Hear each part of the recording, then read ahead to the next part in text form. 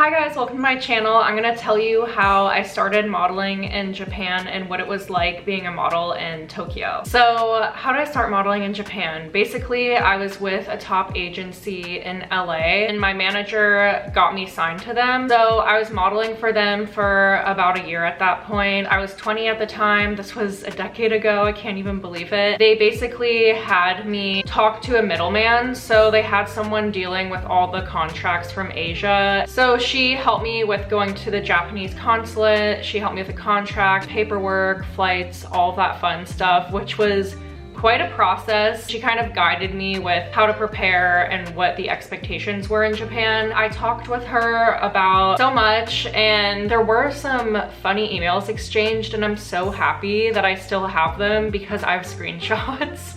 They have this weird requirement in Japan where they want you to be super pale. They want you to have a very cute face. They want you to be very thin. But I got this email because I had told her over Christmas I was gonna go to Miami for Art Basel. Let me just read her email. I'll add you to Skype in a few hours, but to answer your question, you can do the visa next week. Please do not tan while you're in Miami. The Asia, I like how it's the Asia. The Asia hates tans and will cancel a contract if you are tanned. Sad face, TTYL.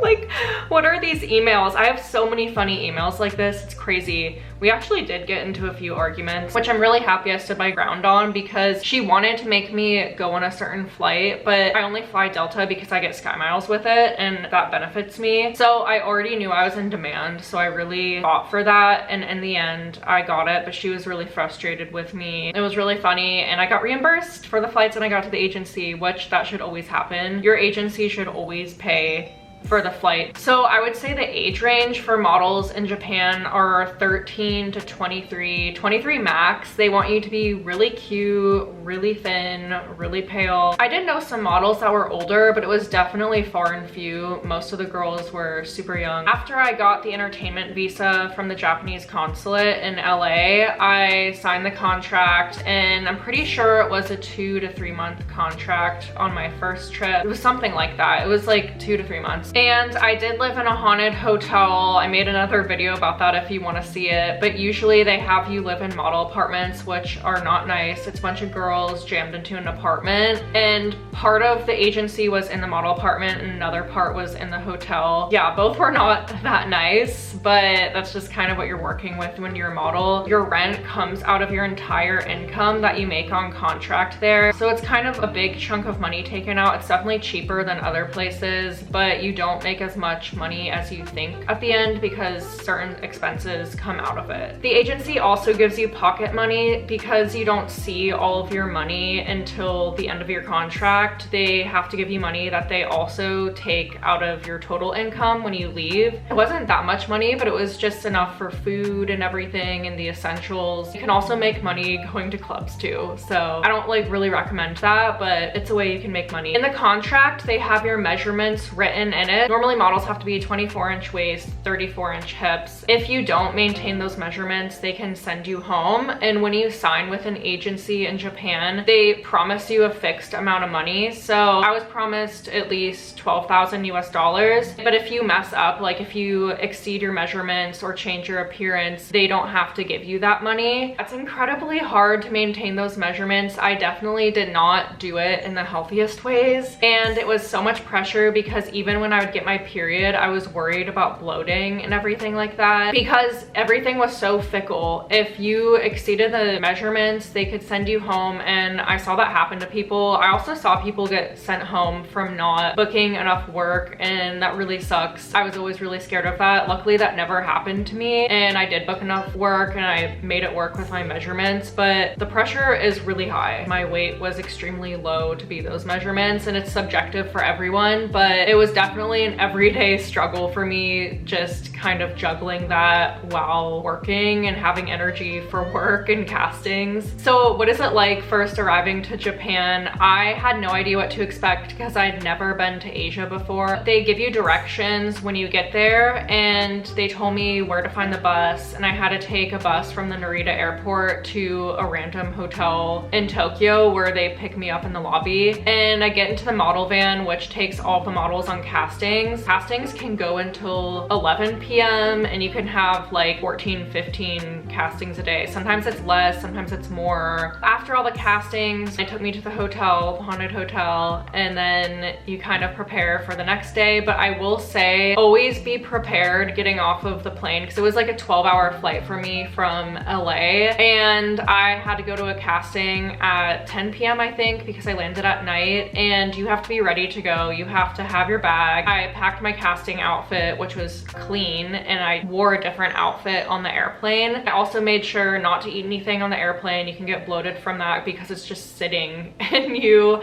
while you're sitting down, so you can't really digest it. I brought things to take care of my skin, brought some natural makeup. I did my makeup in the bathroom before I got on the bus. Like, I just touched up a little bit, brought a mirror with me, and so I'd be ready to go because there's lots of competition. You have to be ready for that. All the models go on castings in the car, and basically every night before you fall asleep, my booker would typically send me the castings that I had for the next day, or they would be last minute too, and they'd be like, hey, I have to pick you up. So you're kind of on call all the time. You have to be ready constantly, and you never know what's gonna happen. For the castings, you are in the car with all these other models 24/7, so you really get to know each other. So hopefully you like them because you spend a lot of time together. I felt fortunate because I got a really good group of models. I really liked all of them, and I know that doesn't happen for everyone, so I felt very fortunate about that, because I can only imagine how hard that would be. I would recommend packing a healthy lunch if you can, because God knows how long you're going to be in the model van running on castings. It's a lot. Our booker did have a stop at like 7-Eleven, Natural Lawson. I love Natural Lawson. It's like the organic Lawson, and Family Mart convenience stores basically. You could get like cashews and just little snacks, but that like wasn't the healthiest food, so I would always try to avoid that because I'd feel really bloated if I ate any foods like that. That was definitely something to think about, kind of a struggle, since sometimes you can be working late and you have to know when that window is to prepare food. So whenever I had time where I wasn't doing something, I would try to like get food and make it, but it doesn't always work out that way, unfortunately. And in the model car, you have to bring heels with you everywhere. I did a lot of high fashion work when I was there. I did a lot of runway. I did catalog too and e-com, but I would typically wear an all black outfit because that color looks the best on me. A lot of brands prefer that, honestly. Like, a lot of agents want you to wear all black, but it's not always the case. You can kind of show your own style, but just make sure it's form-fitting, it shows you off really well, and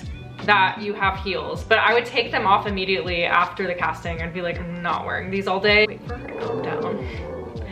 Okay. So castings are unpaid work, which really sucks because it takes up so much time. The booker introduces us in Japanese, so I can't remember, it was something like Hana-san, and then he starts talking, telling them about me. I don't even really know what's said. I just stand there while they look at me and listen to what my booker is saying about me, and then they'll tell me what to do. They'll be like, do some poses or do your walk, or they'll take a comp card. I actually have my comp card with me.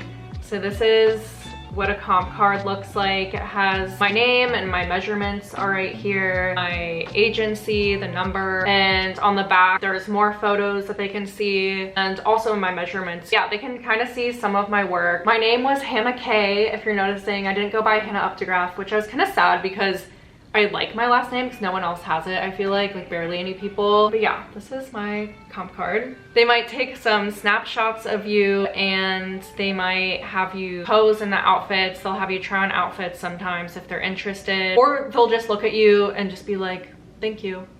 And they don't want you. You never know what's gonna happen on a casting. You always have to be ready and not look at the other models. Don't compare yourself, just try to be your best. But definitely observe the other models. If they are doing really well, be like, okay, what did they do well and how can I do that when it's my turn to do whatever. For castings, I would either have to go to the agency and I'd be picked up from there, or they would pick me up from the hotel. One time when I was living there, I had my own apartment, so I always had to meet at the agency because my apartment was really far. I just wanted to live on my own. I was like, I can't do this. Even though the models are always driven to castings, I would have to take myself to jobs. So basically the agency would give you a map, and it was really cute. They would have your name on the envelope, and then the map would be inside and they highlight like landmarks near the address, so I know which direction I'm going. They do give you phones there. They gave me this flip phone, so that's how they texted me castings and they called me for job information on that. So if you don't have a SIM card or anything, that's kind of what you use. The public transportation is super easy. The subway there is probably the nicest subway in the world. It is the most easy thing to use. There's even a women's only train, so when it comes, the men just have to wait there and only women can go on. It's really cool. And I always loved when I got that one because it was just a lot more empty and it was just really awesome. I was like, wow, they should have that in New York. And the subway was really clean. The subway is always on time. Everything's in English, or there's at least English and Japanese. And also something that was really cute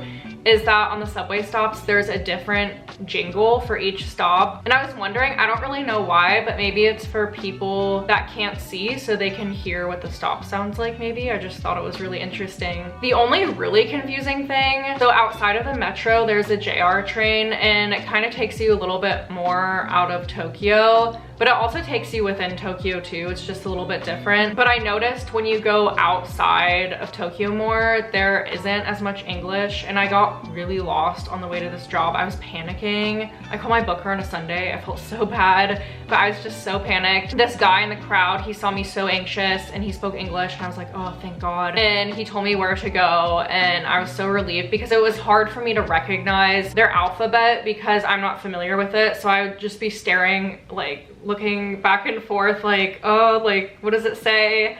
I don't want to get off on the wrong stop. So luckily I left for the job really early, so I made it right on the dot. Definitely give yourself a ton of time to get to the job so that doesn't happen, because it's really bad if you're not on time in Japan. That is not okay. So jobs can be on weekends or weekdays, and sometimes you find out the day before. You never really know. One time I finished castings, went back to the agency, and my agent handed me an envelope and he was like, you're going to the airport tomorrow morning. Here's the itinerary. You're going to Haneda Airport. You're gonna do a shoot in Fukuoka and you're gonna stay there for a night. I have to pack my suitcase and be ready to go to the airport. So it's very last minute. Like I said before, you're always on call.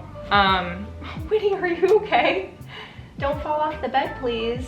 She's so sweet. I love you. So a lot of the jobs that I did in Japan were surprisingly e-com, and basically e-com is the photos you see of clothing that you buy on websites. So I would have to do front shot, side shot, back shot, then another side shot, change. And it's just kind of an assembly line of that. They would have you try on the clothes. You try to do it as fast as you can because that's the faster you're done. But I did discover about myself that I take off clothes the wrong way. I was just like, oh, I didn't realize I was doing it wrong my whole life. And they put this kind of thing over your head so your makeup doesn't get on the clothes. You do pose, pose, pose, bag thing over your head. It's like, it's not a plastic bag, don't worry.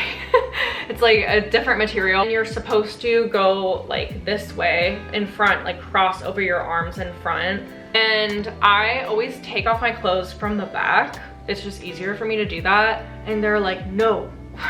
They're like, no, because we don't speak the same language always. Not everyone spoke English. So I was just like, oh, like what did I do? And then I started to figure out they were like motioning it and I was like, oh, and I had to keep remembering, and then I got used to it, but it was pretty confusing. And I think it's hilarious that I take off clothes the wrong way. I would get really tired at e-com jobs because it is the same stuff over and over and over and over again. Like sometimes you wear 80 to 100 outfits. It really depends on the day. E-com is a really good job to have because it pays really well. They can rebook you too if they like you. So it's just kind of a consistent income. And I worked for this one brand multiple times and I kind of knew some of the people there and they got to know me as much as they could because we don't really speak the same language, and they would keep booking me, so I was really happy about that. Other jobs that I did pretty often was runway. My second trip in Japan, I booked way more jobs than the first, and I did the Mercedes-Benz Fashion Week when it was still Mercedes-Benz. It's not anymore. I booked quite a few shows and they do pay way better than the shows in the US and in Europe. I think I got about $1,500 US per show, so it was pretty good. I also did catalog in Japan, which there's a lot of catalog work there, and I like that way better because I think photo shoots were my favorite. I love doing editorials, I love doing catalog. It's just more relaxing to me. I don't know, the vibe usually is more relaxed than runway shows. I really appreciated whenever I got work like that, but I honestly appreciated every job. I really loved working in Japan because most of the people are so polite and so respectful. I felt really lucky because I felt really cared for by my agency. They were really nice, they'd always check in. And you don't have to speak Japanese. And if you do stay longer, I think it is important to learn Japanese, obviously, because if you're staying there, it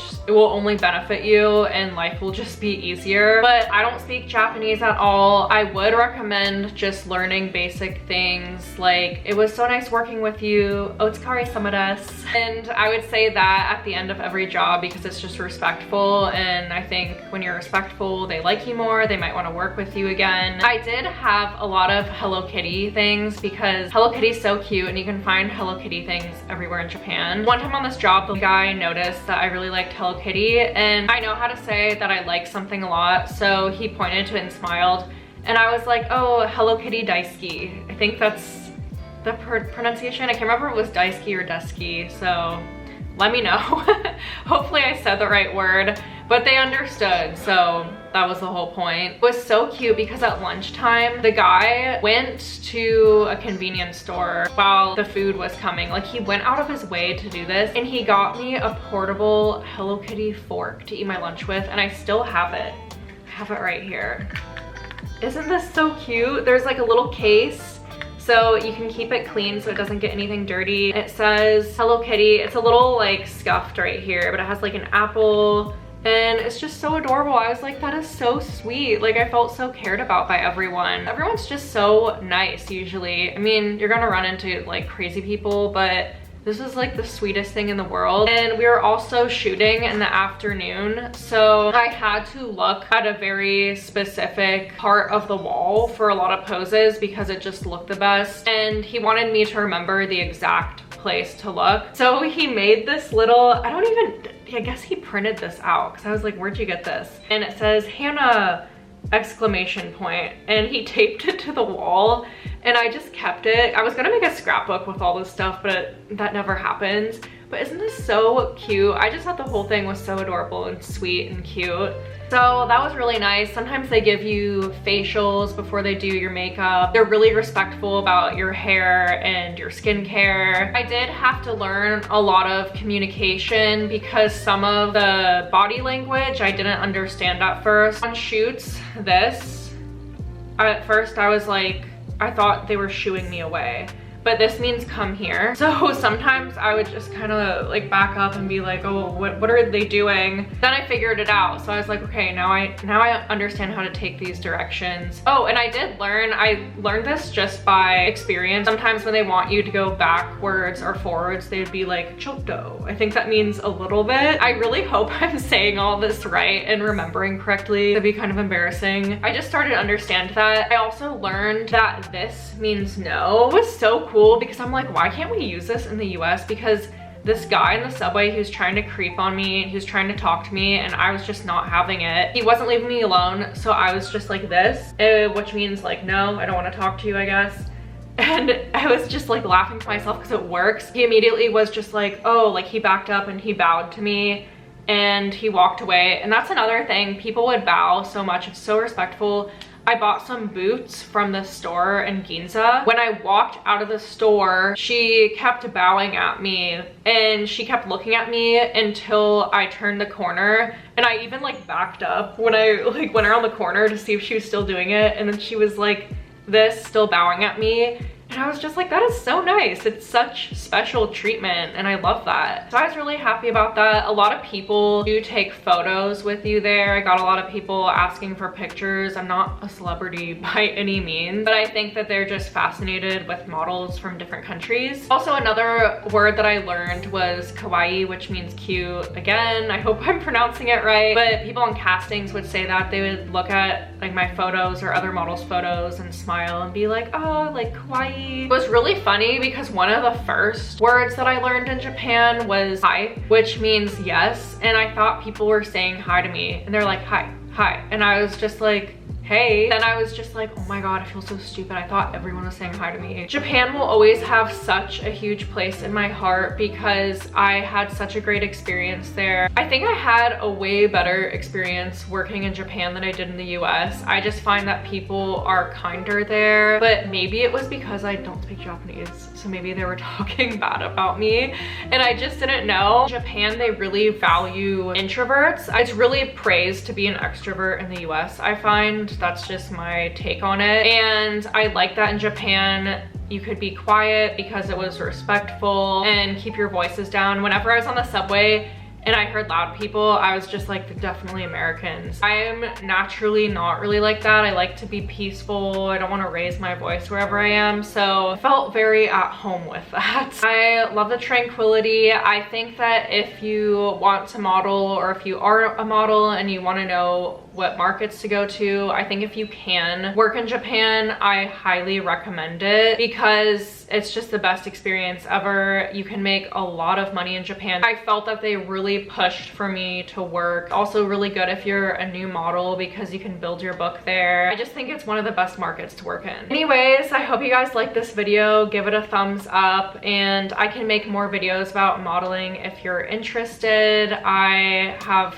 literally so many stories, so just comment below if you want to know anything else about modeling. And please like this video, please subscribe. It helps my channel so much, and I'll see you guys in the next video.